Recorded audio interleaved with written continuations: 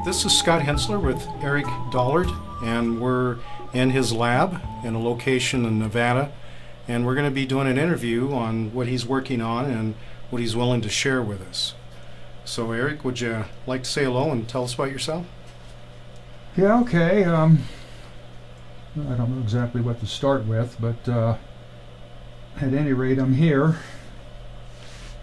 You're going to have to kind of keep the questions going because Okay. my mind doesn't start easy. But once you get it going, Okay. yeah. Well, we pretty much set an idea of what we're going to be talking about. Now, your lab here that you have in the Nevada desert, you're doing several experiments, and you've got quite a few people involved in volunteering and the equipment that you have. And so one of the things that you've really been pushing here is the advanced seismic warning system, the long wire. You want to tell us about that? Yeah, that's the earthquakes are an electrical phenomenon, and that was generally understood back in the telegraph days when they used to get all these interference into the grounded telegraph systems. So I basically have picked up on that and use the remains of abandoned phone lines and telegraph lines to pick these signals up out of the earth, and then over a few decades of analyzing this, it's an excellent earthquake precursor measuring system. So that's some kind of trying to take that beyond the experimental level into engineering level right now.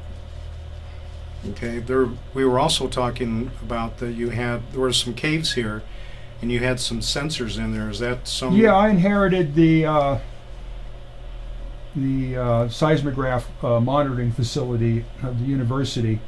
It was analog, and they decided they didn't want it anymore. And it's a horizontal shaft mine, and it goes into solid rock mountain. And there's a 3-axis seismic transducing system in there with rather remarkable magnets and coils for picking this stuff up. And then I have designed a modulator and amplifier to amplify the output of those transducers 1 million times, which is something that is never done. Was it also part of the nuclear testing monitoring for the Soviets and even for the areas south? That's a separate mine close by. Okay, but same concept. Yeah, they were thinking of getting involved in the facility or whatever, and possibly later. I don't know. We're not interacting on that right now, but I know that there's interest in sharing information in that. Okay. Well, with that, we were talking about electricity, and that some of the theories, or from the 1900s, they've gotten away from the basic theories that were already established in the 1800s.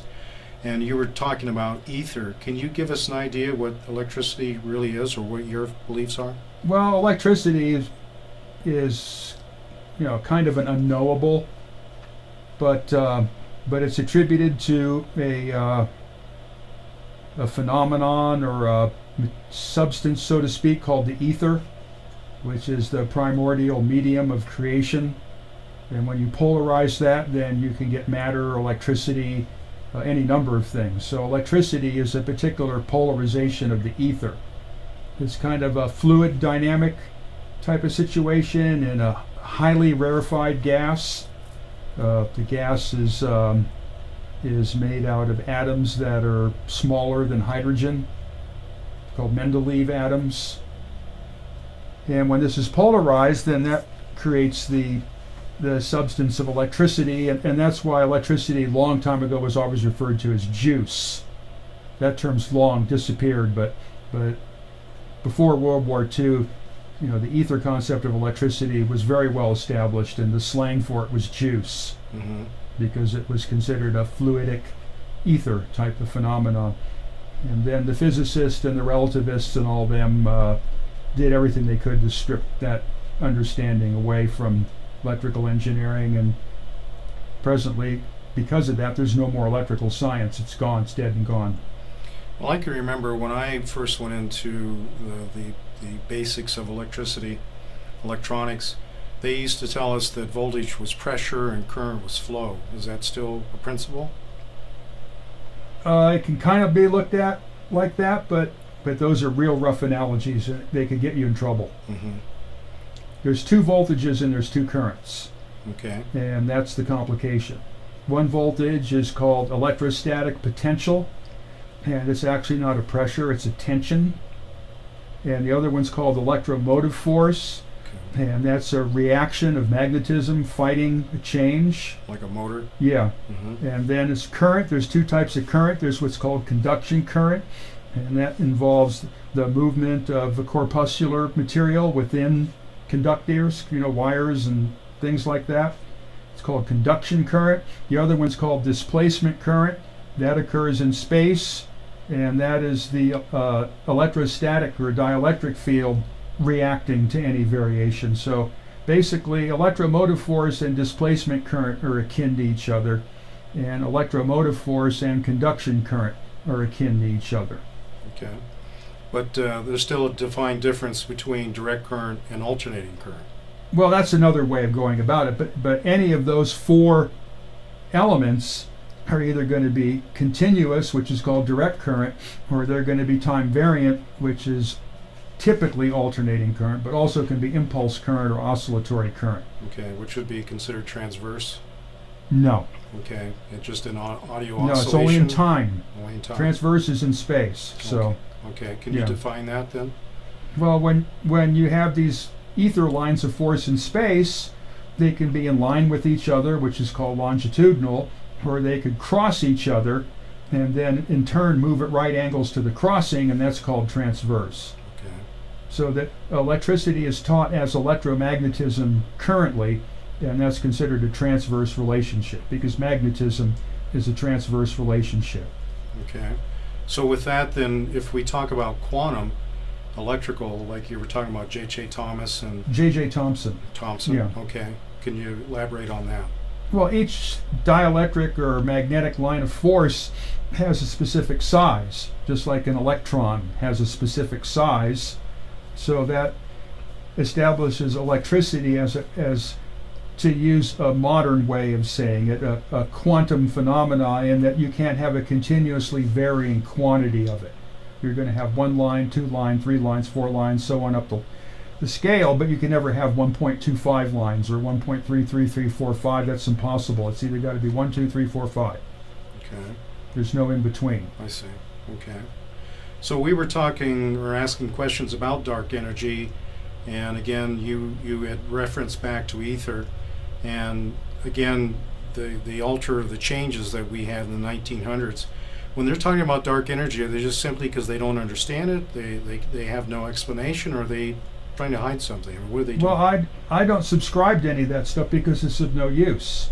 In the engineering world, none of this stuff's any use. It's all abstractions. It's all become one big abstraction. There's nothing that you can get your hands on anymore. There's nothing that connects to reality. That's why all this, black holes and, and relativity and all these type of things really don't contribute anything to the understanding of electricity or the nature of the cosmos in general. They're just wild abstractions that Okay. have become popular. Okay. So with that, with the cosmos coming into cosmic induction, can you explain that? Well, I coined the term cosmic induction generator from this configuration of Tesla transformers that I built that caused a galaxy to appear in a burned out streetlight placed between the two fields of the coil. So there's this concept that's floating around called the electric universe. You've probably heard about that. They're a pretty well-established group, and their beliefs are very similar to mine, and they believe that everything has an electrical origin, Mm-hmm. and that it's all these, I don't know how they would look at it, but all these lines of force in space are what form the galaxies and the stars and planets and cause things to be alive, and everything comes out of this electrical flux which fills all space, which can build up absolutely unbelievable quantities of magnitude, because the tensions are so high between distant planets, and the area is so large which the field covers, that we're talking about forces that we couldn't even begin to comprehend. Yeah, and I subscribe to the electrical principle of the galaxy and the Earth itself, just as you were talking about. So when I saw this galaxy appear in the light bulb, well, then it made sense to me that it's a cosmic induction. Okay, could you define what you're talking about when you say galaxy, though? So well, it was a plasma got started in the bulb, and it took the form of an actual galaxy. There were little stars and suns and the spiral nebula with the body in the middle, and was very dynamic. Okay, so you had energized a vacuum tube, or well, a what street lamp? it is I had 2 Tesla transformers that were out of phase, and they were pointed at each other, so it was kind of like a field generator. So there was this intense electrostatic field between these 2 transformers. So a really severe displacement current was flowing back and forth at about 3 million cycles a second. So then the thing was, is we get these street lights from the back when they had the series street lighting systems, is when they burn out, sometimes because the voltage keeps going up, is they vaporize the inside of the bulb.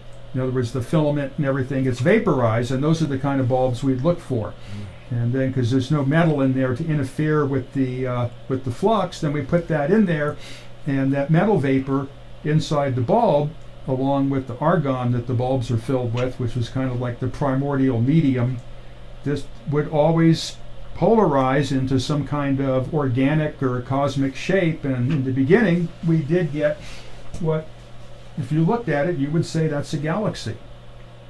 And the bulb exploded under violent pressure, even though it had a partial vacuum inside, because the force of creation was trying to literally escape from the bulb.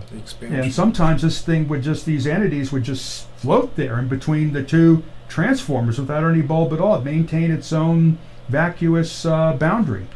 Now, I thought that was going to make me the world's most famous person, is plasma containment on such a simple level, and I just got the door slammed right in my face, and that was the end of that, and everything went to the dump. Now, there was one of the first engineers of TV, one of the tubes that he was working with, you had a chance to go through his equipment. Oh, Farnsworth. Farnsworth. Yeah, I actually held the tubes in my hands and was able to experiment. At that point, nobody had known about these. I was the first one outside of the family and the people that worked with Farnsworth that had ever seen or known about these things. And this was happening at the same time that we were doing the light bulbs. So that's what got the Farnsworth family interested, is here in a high school kid's bedroom, and this kid and myself had modified his bedroom into a laboratory, and RCA supplied all the transformers and coils and everything that we needed, and by some coincidence, that's when I ran across Philo Farnsworth III, the son of the inventor, and his mother, the wife of the inventor, and I invited them to see what we were doing, and they were just completely blown away that with just this simple, crude apparatus, just junk, radio junk, we were doing stuff that normally you'd think you'd need a giant laboratory for. Right. So I was adopted by the family immediately. Yeah. And given access to all the tubes and knowledge and everything that was available. It's really tragic that Farnsworth didn't write books. It's one of the biggest losses to science that you could ever conceive of. The understanding this person had of the electron and how because it was a capitalistic situation, just like with Tesla, they clam up and they don't write. Yeah. Lost all of it. So you were looking at one of his tubes and you saw something very similar to what you had experienced? Yeah, it was a creational event at a so-called singularity point inside of a field geometry, and I think I've recounted that story a lot about we were getting drunk together and telling sea stories and whatever, and I told him one of my favorites, and so at any rate he had to come back. He had to counter on that one. He didn't know what to do, so he decided to drag the secret tube box out from underneath his bed. This was the madman's house, with junk everywhere and what have you, and showed me this tube and snickered. He goes, "You're so smart, you figure this out." And I did.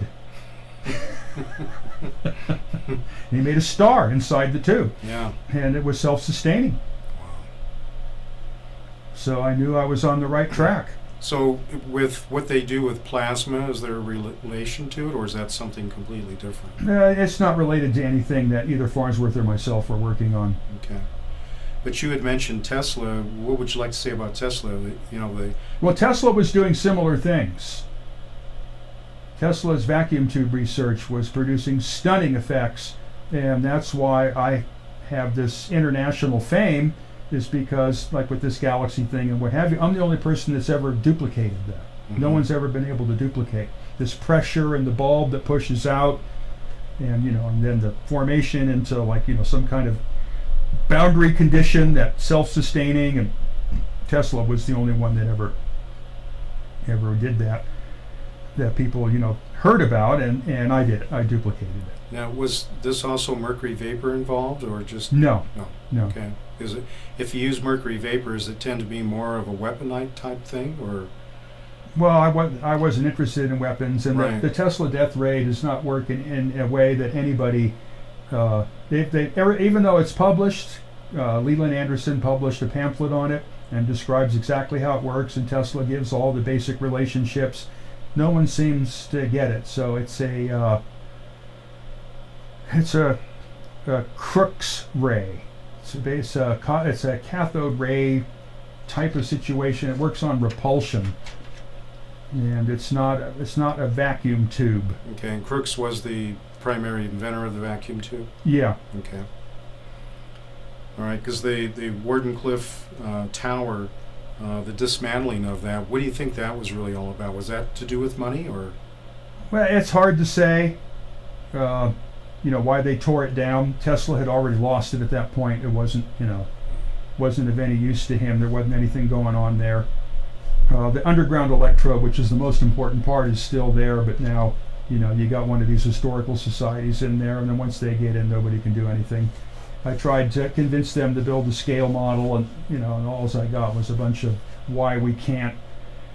And that's why people in my world have a very low regard for what we call hysterical societies. Mm-hmm. They don't want the frog alive. They want it dead in the formaldehyde. Living frog is a threat to them. So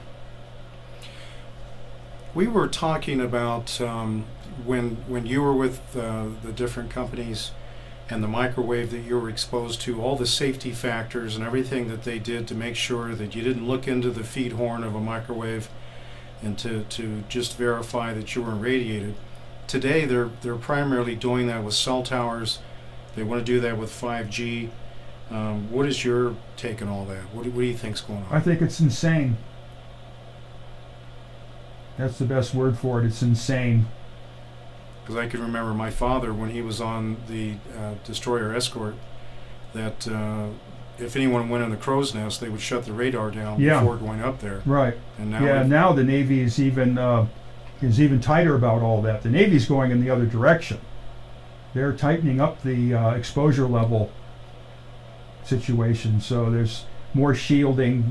So you're out there on deck, you're not getting blasted or whatever. I remember when I was in Naval Electronics School, one of the big radars there was sweeping past the barracks, and even with my stereo turned off, it was rectifying in the output transistors and hearing out of the speaker. And I went and told my chief, and they stopped that right away. Yeah. They put a keying system on the rotation so that when it swept by the barracks, it went off. Now that's just rampant. Yeah, It's absolutely rampant. cell towers themselves, but now they're talking about 5G and 60 gigahertz, 26, 27 gigahertz, and you were talking about how one time they were in the milliwatts. Now we're talking about watts. And Bell System Standards was 250 microwatt exposure. Now we're, I don't know whether to believe it or not, but somebody called me up and said, I heard the most insane thing. And I go, what's that? That they're going to put a 200 watt 5 gigacycle microwave transmitter in your house so that you don't have to charge your batteries. Holy smokes. And I go, no, I don't believe it. And he goes, yeah, that will be it. I don't know the veracity of that statement, but I'm not. It's already starting to get like that. and it's just going to screw everybody up. Yeah. Well, if it hasn't already. Well, you know, we were talking about how I have that higher than 60 cycle that I hear in my mind. It isn't in my ears. Once in a while I'll hear it ringing in my ears, but not like what I normally do. And you were talking about how they're taking the standard three-phase power network going to three individual single phase. Can you talk about that? Yeah, it's called basically a delta to Y conversion. And at one point you could get away with that when the loads didn't generate harmonics, but now the loads are filled with harmonics, and it's causing a massive parasitic power flow in the system at 180 and 540 cycles a second. And it doesn't show up on their switchboard instruments, and its signal's just getting stronger and stronger. And then I don't know who's forcing the utility companies to spend all this money to do this conversion, but on top of that, they're bypassing all the transformers. So all the transients on the high voltage neutral now connect to the customer's neutral. So basically, your whole house is, or residence or factory, whatever, is filled with this stuff. So there's a way. I have an analogy how I describe this that makes it simple to understand. It used to be the purpose of the transformer is to metallically separate the high side from the low side. Right, an isolation. Yes, isolation. It's a magnetic coupling. It's kind of like a torque converter, you know, going from the engine to the transmission. It's something that keeps them physically separated from each other for obvious reasons. Yes. So when you touch your washing machine or your dryer or something that has a ground connection on it, when you touch that piece of metal, well, that ground wire connects to the neutral wire in the circuit breaker box, and the neutral wire connects to the hot wires through the windings of the transformer and the other loads. So you have a metallic mass in your neighborhood of all the wires on the poles, everybody else's grounded appliances, and all that metal in your neighborhood. And when you put your hand on your dryer, you are electrically connected to that extent, yes, which is pretty well neutralized because it doesn't connect to the high side, and there's lots of ground rods around, and it's kept just to one neighborhood. So what they're doing now is they're bypassing the transformers. This was actually something started by the Rural Electrification Administration a long, long time ago. Very bad engineering practice. It's mainly for being used out in the sticks and at a time when there was no harmonics in the power system, because the loads were just motors and incandescent lamps which don't generate harmonics. So now they bypass that. So when you put your hand on your washing machine, you are metallically connected to all the high voltage lines, everything going all the way back to the substation. So now what they're doing is they're bypassing the transformers at the substation. So in a situation like here in this particular part of Nevada and with this utility company, NV Energy, when you touch the ground terminal on your wall outlet, you are physically held onto the grid. So now what would happen if there was a nuclear MP or a lightning strike or whatever when that happened? Well, you take the bite. Yeah. And all your appliances take the bite. And conversely, all this made in China stuff, as a friend of mine used to call it the Trojan horse. And I didn't get it at first, but now I do. Every device that comes here from China has a deliberate jamming element built into it.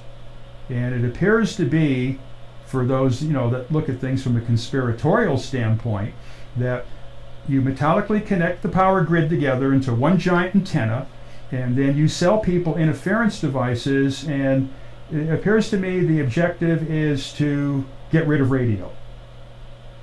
Get everybody on the internet, get rid of radio. So consequently, I hear people, what's wrong with my AM radio? Why does it buzz all the time now? That's what I tell them why. Yeah. And when we just got done building this Earth signal receiving system over there by the San Andreas Fault, we were plagued with all these different interferences on the oscilloscopes, and this guy's workshop and residence was filled with violent parasitic oscillations that we couldn't even begin. It's going to take him months to figure out where this stuff's coming from. He's got to turn things off and unplug things, and so we got the opportunity to get a good look at it on the oscilloscope, and this stuff is really peculiar. Really peculiar. So he's been requested to get photographs of the oscilloscope images of these things so that I can start to piece this stuff together and then make like a presentation of what these different types of interferences are and where they're coming from. So we're not just bathed in 60 cycles, we're bathed in all kinds of frequencies, all kinds of parasitic, Yeah, all kinds of yeah, energy that we normally shouldn't be exposed to. So that then causes health issues, then we have blood well, issues. it also degrades the whole technological infrastructure because everything's starting to interfere with everything else, and because it's all connected together because all the transformers are bypassed, these different things could start locking into each other, and it's quite possible that all of a sudden the whole thing can just choke itself and just come to a complete standstill. It's also possible for an enemy of our country to transmit some type of signal by some means and get it into the system and cause massive failures of all kinds of electronic devices. There's very good reason to believe there is a malevolent element behind this. So they wouldn't just need an EMP, they would just do It could be custom designed. It could be some kind of digital link into a Walmart and program all of their lighting system to create a certain type of harmonic, because these Walmarts, the harmonics that come out of those things, ends up blowing up substations, and it's bad engineering practices have become standardized in that case to save money, and which worked fine when the lamps were all incandescent, but not now when they're all transient producing devices like these sodium metallic vapor lights produce a lot of harmonics, and then you get these LEDs and they have inverters in them, and those things create other types of interference, and it's just a roar. Right. So the noise, if you remember the old flyback transformers in the TVs, right, and that's actually a Tesla transformer. That high pitched whine. Yeah, that's 15 kilocycles. That's the noise that I hear, and it's never until I get away from the cities, get away from the lines, get behind the mountains, then it starts to go away. Yeah. So it must be a relation with that. Yeah. Okay.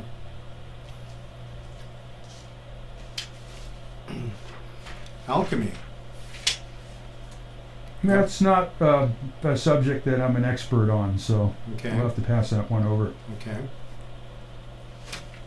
Well, the other interesting thing was the 400, the 426 and 2/3, and the 432 hertz that has to do with music.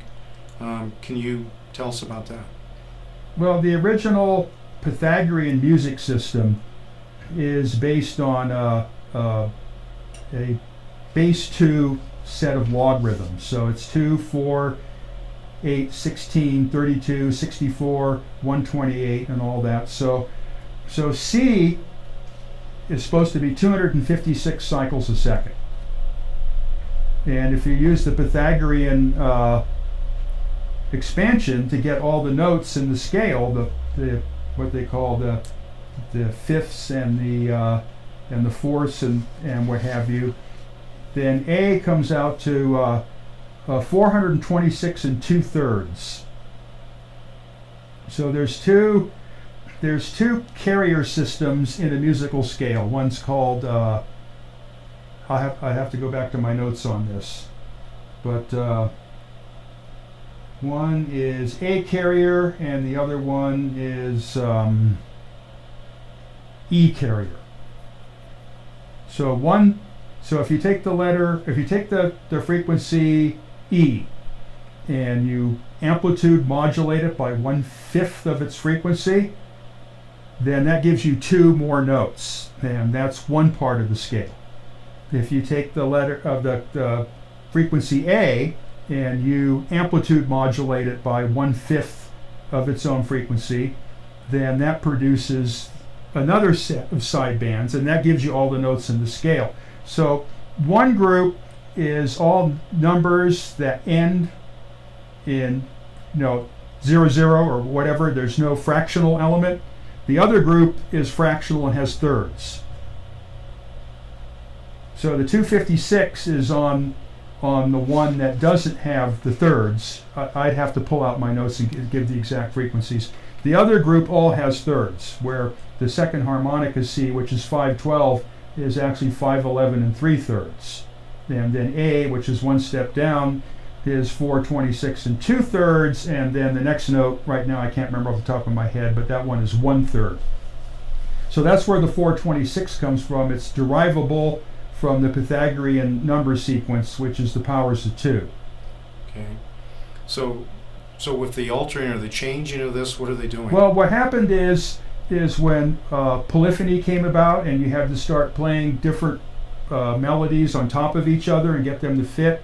And when music first got digitized by the keyboard, the Pythagorean method doesn't work anymore, because as the piece of music moves around, the coordinate system starts to shift and the notes don't line up, and it sounds like hell.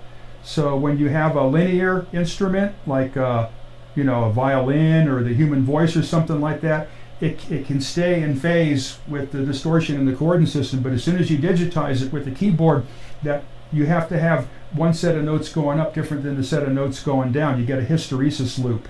And so what they did is they came up with a different type of pattern. I think it was called just intonation, where they moved the frequencies around a little bit. They didn't particularly sound too good, and you didn't get a perfect stable waveform, but it was acceptable. And then that's when the frequencies changed to 432. And then apparently it was the Nazis or something around related to that element in history where, but this is typical of the Europeans. That's how they ended up with 50 cycles per second, is their obsession towards this metric deal. So they made it 440. And the Pythagorean concept of music is numerological. Numbers are what's important. So even though you go, well, what's the difference? The ratios are all the same. If you keep all the same ratios, you go from 256 to 260, it's the same. Well, not from the Pythagorean viewpoint, it's not. The numerology doesn't work out. Anybody from Bach's time before would realize that we're dealing with numerological elements, which people often wrongly refer to as frequencies. They're numbers, and then they don't fit into the cosmos, and the music is not part of what's going on, because all music from Bach's time prior was all based on cosmic type of conditions, usually with relation to God. And then when we entered the world of Beethoven, then we entered the world of music, which is ego and and psychological, personal, humanistic type stuff. It separated at that point. It separated from God and became what the technical term for it is called romantic music. And as the Romanticism got more and more intense, then we were led to things like, fascism and communism and Nazism, which just were, out of control Romanticism. And now there is no more music.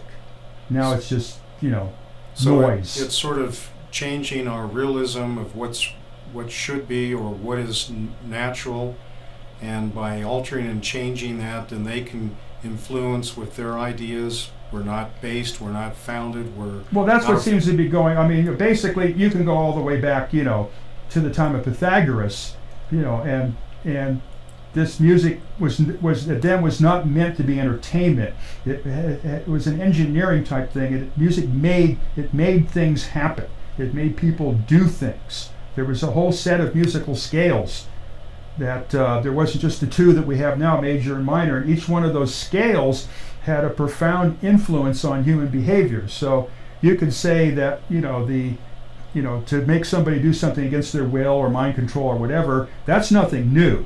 But what's new or modern, so to speak, is separating these things from reality. So let's take my situation with this carrier telephone stuff and earth signals and all that. It used to be you could go to a payphone in some remote location out in the desert, and and just dial one number to get rid of the dial tone, and you could hear the earthquake signals in the phone because it's the noise in the phone system. That's why using these old long distance phone lines, this long lines project, we're just listening to the noise, which now is the signal, if you see what I mean. Now, as we get away from AM radio, as we get away from carrier telephone, as we get more and more digital and more internet, and all these things start to become more and more, bounding, We are no longer connected to nature. So the elimination of analog separates us Separates from us from nature. Right. Because we don't have any it's not part of that anymore. Right. The rhythm's gone, everything's cubicle, everything's confined. Yeah, it's not part of life. Kind of a filtering out everything. Yeah, well actually I've postulated that it's actually become an entity, the beast out of the Bible, and that the element of silicon is attempting to take over from carbon. I've come to the point, and more people are starting to agree with me on that, because there's something really insidious. Do you think that silicon was a base many years ago? I've heard some of the discussion about some of the ancient trees were more silicon based than they were carbon based. Any relation No, to that? I can't Okay. say definitely on that subject, but carbon has been the principal, foundation of life, and silicon is its mineral equivalent. So in a certain sense, you have two competing elements. And then it's an interesting irony that, there's this rampage against carbon, global warming and all this stuff, which it makes absolutely no sense whatsoever. But why is all of a sudden there's this massive opposition to carbon, why this silicon technology is starting to manipulate people's minds, and there's a malevolent intelligence in all of this digital stuff. And for somebody like me that's not digital, when I have to engage in this stuff, I can see this thing screwing around with me. Yeah. I can sense it. And other people, when they're engaged in this technology, they're always angry with it. And it's creating a general anger. People are angry all the time now, constantly angry. And this technology is forcing that. And I think eventually it'll be like that movie, The Matrix, and it'll just get rid of us. And the people that are pandering this, that is their intent.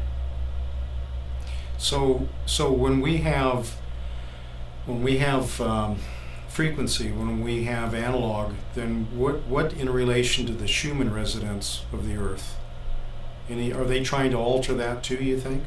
Well, they, when we say they, who's they? Right. Right now, I say it. When it's trying to do it, Okay. that's the most important thing right now for everybody's psychology, is we go they this and they that. Well, who's they? Who's they? It's not they, it's it. Okay. It. The Schumann resonance thing, there's a lot of questions about that. I can't get anything concrete. It appears to me that it's more voodoo Mm-hmm. than it is anything to do with the Earth's frequency. When I do calculations on what kind of possible frequencies would you expect out of the Earth, that one doesn't seem to come up.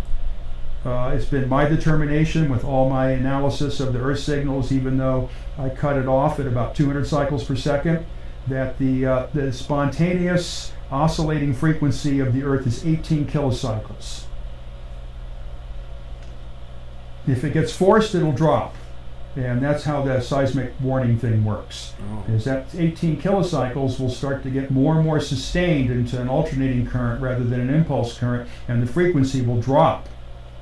Where this comes from or whatever, I have no idea. There's a researcher that worked at Ames, NASA Ames, and I had friends there and was interacting with those people, and he's developed in his laboratory the complete physical verification that earthquakes are an electrical phenomena. This guy's a big shot, and he gets nowhere with it. Absolutely nowhere. It's when he came here to Nevada and we compared our notes and all that, and his theory and my practice, and everything matched together perfectly. This guy they should be handing him $1 million bills. Yeah. Well, I noticed I had bought an ELF receiver several years ago. It was a small kit. I put it together and I went up into the Coeur d'Alene forest, and I did what they talked about, putting the ground and the ground rod in and putting the headphones on and putting up the antenna. Yeah. And I noticed the first thing is that an insect flew by, You could hear it. and I actually heard the static being generated by the wings. I know. I get that in my car all the time when Yeah. I'm parked listening to these things. I can hear the mosquitoes and Yes. the bugs. It was like I was listening to nature. Yeah. Yeah. And it was it electrostatic or? Electrostatic. Yes. Yeah. Okay. Well, the Earth makes its own signals, Hmm. but it doesn't do it all the time. But when it gets going, it can make some wild sounds. Yeah. So lightning strikes, and so on an ELF receiver, then, is there the potential of getting something that may indicate a earthquake? Or Yeah, well, actually, you can just use an AM radio and tune it down to the bottom of the band if you get away from the interference, because that thing will be just roaring away before an earthquake. But that could be a hurricane or a tornado. Yeah. See, the thing is, it's just one point measurement. But when you get a broader spectrum, and you have a way to separate what is making that signal, and you've developed that kind of experience, then it's engineerable. Then you can put something together, and you definitely have an earthquake forecasting system. And there's a couple of other methods that were developed out of Stanford University in association with people that I just talked about. It's called the magnetometer method. The only problem with the magnetometer method is it starts to indicate like 3 or 4 months before, where my system is more like 2 days. So between the two of them, then you pretty much got it. And then you can take it from that, and you can do the HF with the ionosphere, because there's currents of multiple millions of amps flowing in the earth around the time of an earthquake, and it sets up a reciprocal current in the ionosphere, and it actually affects ionospheric propagation too. So if you have a complete HF, medium frequency, low frequency, very low frequency, and extremely low frequency facility like I had at Landers, and direct DC measurement, magnetometers and electrostatic probes, it's clearer than hell that when there's going to be an earthquake, all that stuff's going to go nuts at the same time, and you could feel quite confident in saying, okay, we've got 24 hours or less. Are those bands still used for subcommunication, submarines? Yeah, 25 kilocycles, and I think there's another one down on 20. They're pretty strong interference, and that's one of the things that makes it so people can't pick this stuff up, because you have to filter it out. It's so strong that the 25 kilocycles will go through your sound system, but you can't hear it. But your dog will be going insane, and it'll burn your speakers out. Yeah. Huh. You had mentioned about the ionosphere, or at least so the sunspot cycles. Now, there's a lot of talk that the next couple of winters we're going to get, when I was up in Coeur d'Alene, that they're going to get record-breaking snow.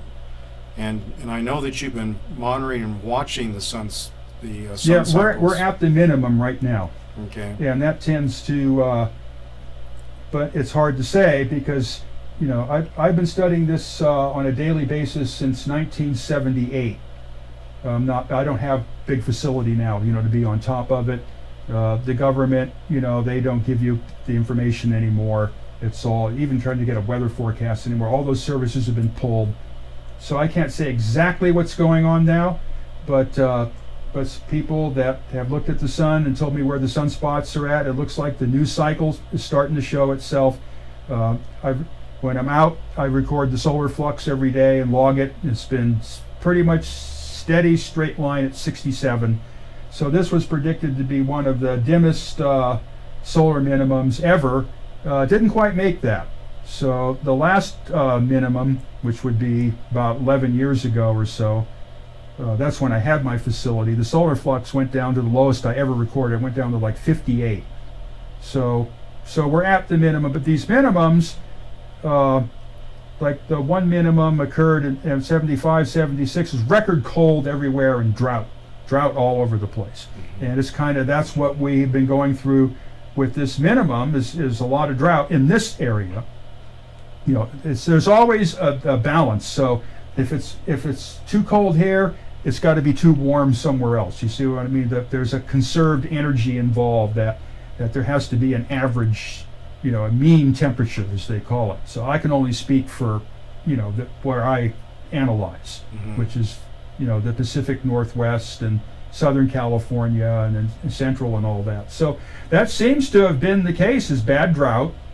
And then it's been pretty cold, but the drought broke. But the solar flux didn't go up. So this weather cycle and solar cycle are not phased with each other like they have been in others. So that's what makes it hard to say this is doing this and this is doing that, because they don't really, there's so many other variables involved that you can't just say that it's going to do this or that. But that would be consistent more snow, cold, whatever, with a solar minimum.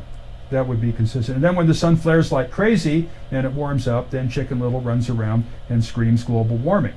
Yet when this mini ice age occurred in the middle of the 70s, when I first started studying this stuff, Chicken Little was running around saying the ice age. But they just make this stuff up so that they can look like big shots and make money out of it. Yeah, I was in Pennsylvania in '76, and I remember New York and Buffalo. They were just completely some of the worst snow that they've ever had. Yeah. Yeah. Electrical sensitivity to electromagnetism or any of the others. There was a gentleman that you had that did some work for to try and find out why he was sick all the time. Yeah. What do you have to say about all that? Well, that was a fascinating experience, and I learned quite a bit. So, what happened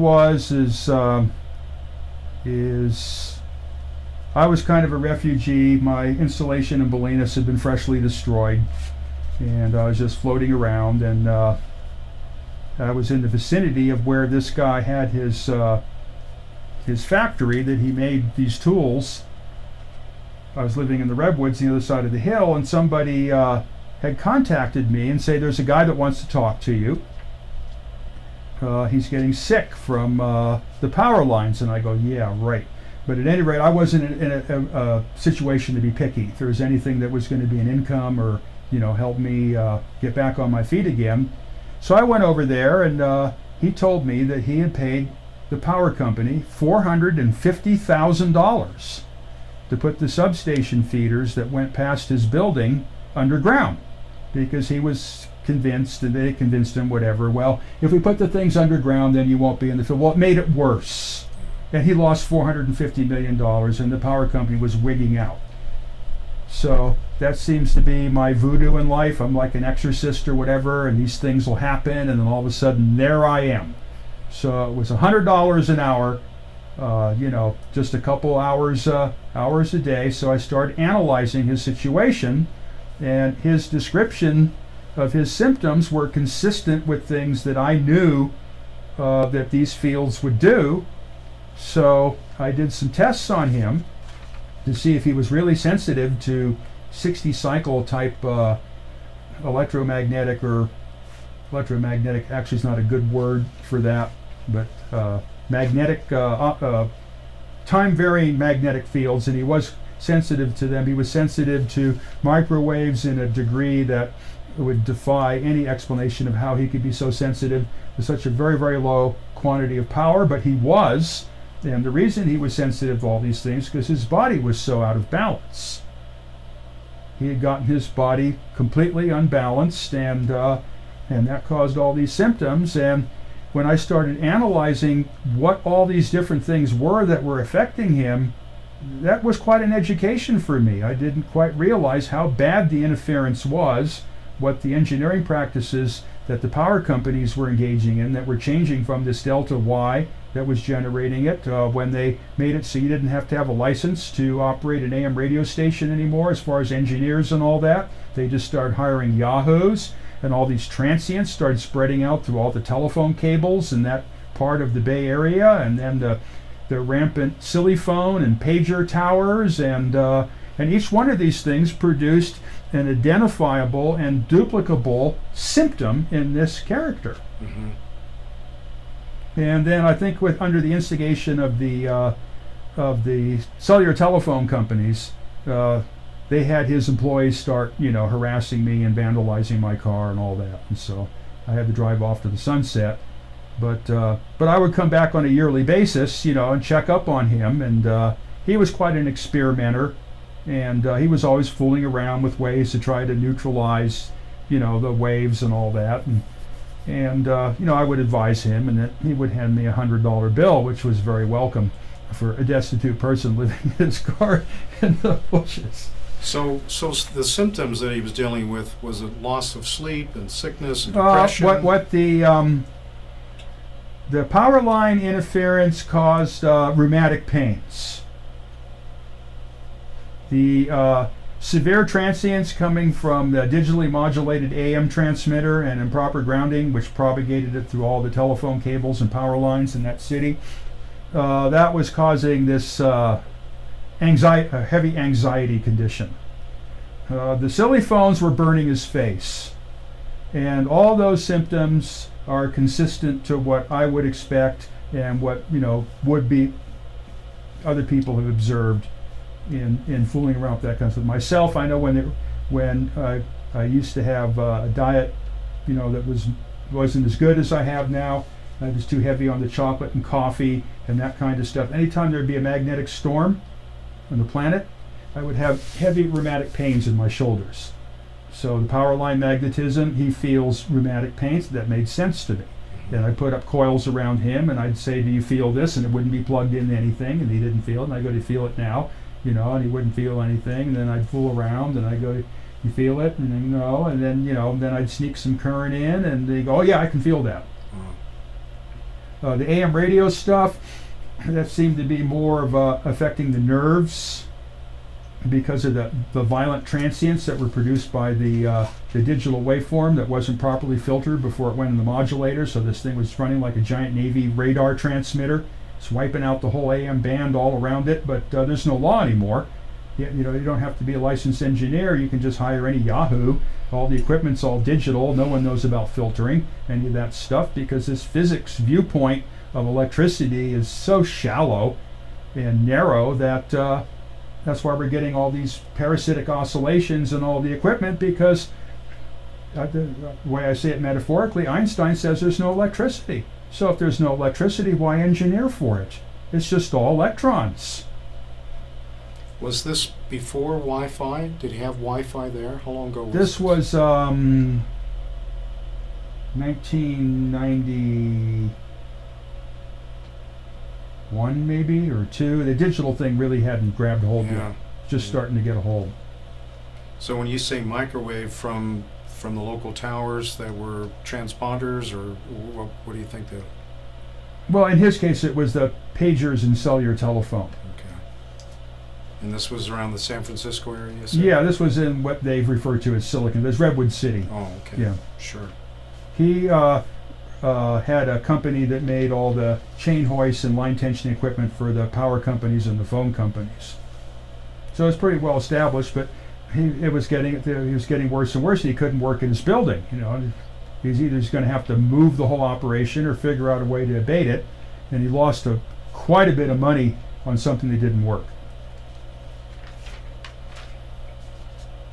If he would have known about me beforehand, maybe I could have saved him $450,000. Have you run into anyone else since then as bad as him, or? No. And I did experiments when I was in high school that demonstrated that these particular flux densities of these frequencies are biologically, they cause biological changes. So there was an incident where, this was back in, I think, around 1967, 1968, where the American embassy in Moscow, people were getting sick there from something. And they tracked it down to somewhere around 400 megacycle carrier that was being transmitted into the building. And it was thought, it came out, oh, well, the radio waves, whatever, they were trying to make them sick. Well, actually, what they were doing is exciting the inside of the building with this carrier, and then listening to the reflected signal, putting it into a phase demodulator, and they could hear what people were saying inside. It wasn't they were trying to cook them with microwaves, even though that's not microwaves, but they were trying to use this radio sounding thing to eavesdrop on the communication. So the woman that ran the science department in high school knew that I had a Bell System TD2 microwave transmitter, and this came out in Science magazine, or some magazine that these scientists and teachers went to subscribe to. They did experiments with energy in the what's called the 10 centimeter band. That's around 3,000 megacycles, and they got biological mutation. And she goes, I want you to duplicate this. We'll set you up with a lab. You have your own lab, isolated, locked door and the whole thing. You set your whole thing up, and my one of my best buddies, he was studying to be a biologist, so him and myself were commissioned. We exposed radish seeds. We put them in the waveguide of the TD2 transmitter and the termination, the dummy load type thing. The seeds were probably, the transmitter is only a watt, and the seeds, because of their aperture, maybe 10 milliwatts at the most. It's hard to say. It's very difficult to calculate, but just off the top of my head, 10 milliwatts, 15-minute exposure. The seeds were planted next to a control that was put into the same situation with the same temperature and environment, except there was no radio frequency power applied. The exposed seeds germinated faster. They germinated more efficiently. They grew 3 times as fast to 1/3 the height. So there was a profound effect on the seeds from just a very brief exposure, which is now a thing that people have stuck to the side of their face in all their waking hours. Yeah, teenagers unfortunately have even fallen asleep with their phones underneath their pillows. Yeah. So with that, with cyclotronics and some of the stuff that has been talked about, what is your thought? What do you know? What would you like to add to any of that?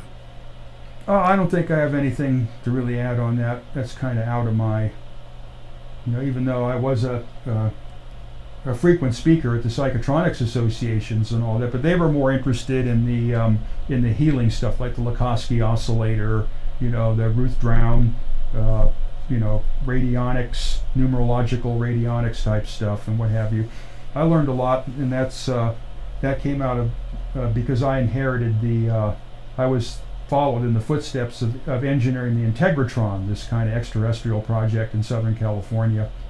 So everybody was all, enamored to that thing. So when I showed up, I just fell right into place. Mainly because of all the knowledge I had on Tesla and and types of electricity that are not acknowledged or not known about. So some of the experiments that you're doing here, does that involve what you would call free energy or free electricity? No. Okay. But you have been involved in that in the past. Yeah, I've involved myself in that, and basically it's a whole thing's a dog and pony show in its entirety. There's a couple things I've seen that exhibited efficiencies of over 100%. I came up with a theoretical basis and the necessary experiments to go with them, and nobody's interested in that because they've all got their dog and pony show, and they've been wrapped up in this stuff for over 30 years. Bedini's gone now. His dog and pony show is expended. Even the people that supported him and whatever and published him and whatever realized there was nothing there. So what I've done is I've just said, that's it. I'm no more free energy. There is nothing. Nothing's free in the free world. Yeah. And that's that. And then the way I look at it, from the energy gluttonry, from the 6-wheel pickup trucks to whatever, that this lust for energy, if there was a way to extract that from the environment, let's say gravity or something like that, what would happen to the Earth? It might go flying into the sun. This is the Rudolf Steiner and his followers. When the electrical age began, and they were philosophers in that era, they were terrified that electricity was going to destroy the Earth. So there's this free energy and Tesla's transmission and all that stuff. That's a two-edged sword. To do Tesla's wireless transmission through the Earth today, with the amount of energy that people demand and the overpopulation and all of that, it could only cause bad things to happen. So in a certain sense, that there's kind of a karmic opposition that Tesla faced with these type of things. In Tesla's day, the electrical load was a 50 candle power Edison incandescent lamp. Yeah. And there was only 10% of the people, on the Earth that there is now. So back then, it made sense, conceivably, but but then it's a radio interference type thing. The power lines work very well. There's no reason not to use them. There's all this thing, well, the power lines produce this and that. I don't see any evidence of all of this this hysteria about power lines are bad for you. I watch generation after generation of blackbirds, you know, on all the 12 kV power lines and 4 kV power lines, and I don't see any complications with them. What I do is the blackbirds that eat, you know, around the garbage cans at McDonald's and all those places, they're all deformed. You know, their beaks are twisted, and their claws, you know, their claws are all distorted, and their feathers are all screwy. And but the ones that hang out on the power lines don't have that problem. So what is really bad for people and what's not? There's a lot more to this than, oh yeah, it's a power lines, power lines. But as long as that's a delta connected system, the electromagnetic boundary condition keeps the energy in the space between the wires, and as long as nothing blocks that, as long as the bird doesn't get from line to line and cause a reflection, there's no problem for the bird. Now, if the potential gets to the point where, you know, it starts to cause electrostatic repulsion, you won't find a bird that will land on a power line much higher than 12,000 volts, because then they get sparks to their feet and it ruffles their feathers. Now, you take the modern way of the power lines being hooked up, where you have all these harmonics and you have a neutral that's in another place on the pole outside of that electromagnetic boundary condition, and it's grounded all over the place, then you no longer have an electromagnetic boundary condition. Then the electricity is loose, and it is no longer a sine wave, and it's no longer 60 cycles. Then you're going to have problems. Yeah. Well, with that said, as we close out here, with all of the cell towers, transmission lines, we were talking about the dangers on deck when you were in the Navy from the radar. So you feel very strongly too, with everything that's been assembled around us, the cell phones, that just how dirty and how dangerous they are to human tissue and to our health. Yeah, I mean, I did the experiments, and later later on in adult life, I had some guy wanted to do it to his marijuana seeds. And I go, okay, well, let's set up a little oscillator, you know, something a lot less complicated than a whole rack full of, you know, Western Electric TD2 equipment. Just a little self-oscillating tube, and we put the things in there and did the exact same thing. Exact same thing as it did with the radish seeds. So again, with this 5G that's coming, or so it's not everywhere yet, but eventually they say it's going to be here, that puts us in an environment of extinction. Do you think that is possibly what they're doing, or they, or it? It's hard to say. It's insanity, right? That's what when people say. They go, well, why would the power company do all this stuff? There's got to be money in it. Well, there is money. It's the money that's going the wrong way.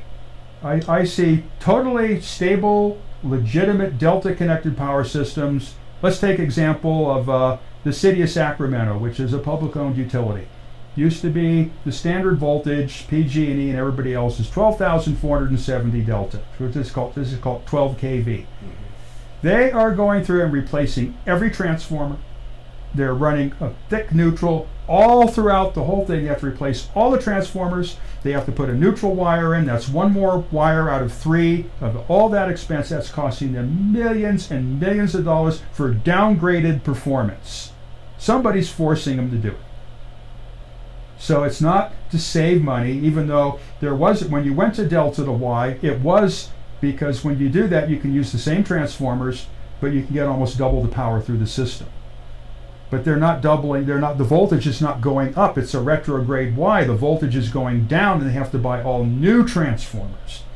So I tell people that, and even like engineers and what have you, they're going, there's something fishy here. So I'm trying to get to the bottom of it without, all of a sudden becoming an enemy of the people that I have to rely upon, to support me. Yeah. It's a delicate balance, Sure.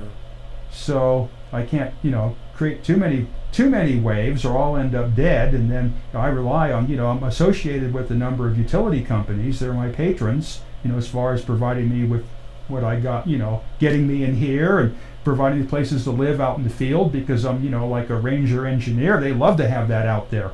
To have somebody out there with the stuff in their car knows when something's taking a bite, and I can warn them beforehand or track it right down.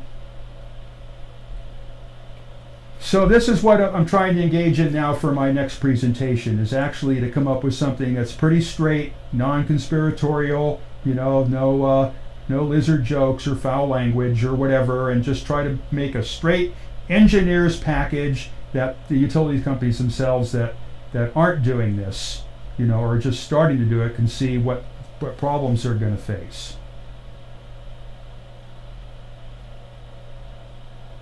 So that's what I've been commissioned to do. Mm-hmm. And I pushed it off for a long time, and there's a lot of demands on me for that.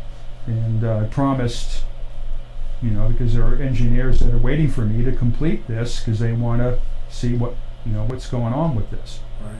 Here in Nevada, it's a rampant program with NV Energy. Is just to strip they will not, even though I pay for a Delta service, they will not provide me with an upgraded one.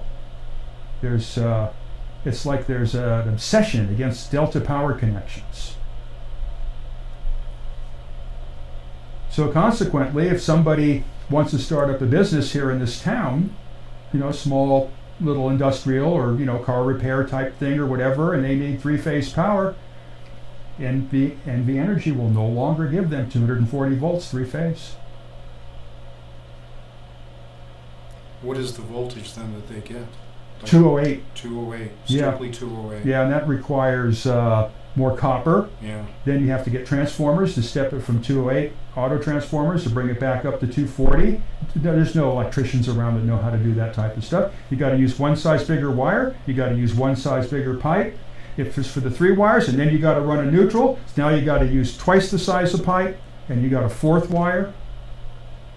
So yeah, it's the installs I did years ago. If someone had 245, there was not going to be any problem. When they had 208, I could never get enough wattage out of the equipment. Right. Because the primary wasn't sufficient. Yeah, you have to boost it. Yeah, I had to boost And then when you do that, you have to remember that when you go from 240 down to the 208, going the other direction, the current goes up proportionately. Right. Yeah, So your losses go up. We use buck boost type Yeah, transformers. right. Well, as I close out, is there anything you'd like to say as we go here? No, I think we covered broad spectrum. Yeah, I definitely want to thank you for your time. Oh, you're welcome. And I'd like to take a look around before I go too. Yeah. That AM transmitter that you have over there, the broadcast. Yeah. That's quite a gem you have. So I want to take Oh a yeah, look at those that. are beauties. Yeah. Yeah. So all right, thank you very much. Okay, welcome. All right.